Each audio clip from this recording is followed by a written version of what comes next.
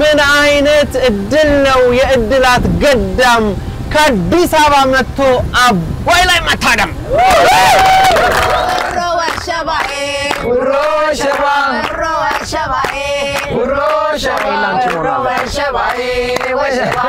አባይ ድላርጎ ሲገባ ጋራ 14 አመት ሲበሰል ጋራ 10 ድንጋይ ሲጣል እኔ ታብዬ ነበር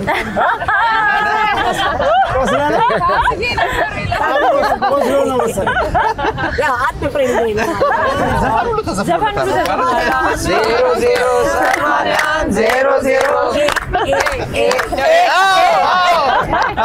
እናንተ ጻነ አንዲት አገር ምልክቷን ነው ለቱሪስት የምታቀርበውና አባይ ልክ እንደ አድዋ የአፍሪካ ምልክት ነው የአንድነታችን አልሸነፍ ባይነታችን ከባህሪያችን ጋር ራሱ ይያያዛል አይደለ በሁሉም ነገር አልሸነፍ ባዮች ነንና ከተባበረን ፍቅሩ ካለለካ ማይቻል ነገር የለም የሚለውን ያየንበት ነው ታላቁ ህዳሴ ግድብ በዚህ ስራ ላይ ከኛው ለኛው ነው የተሰራው ስራውና ያን ደግሞ የበለጠ ኩራታችን እንዲጨምር ያደርጋል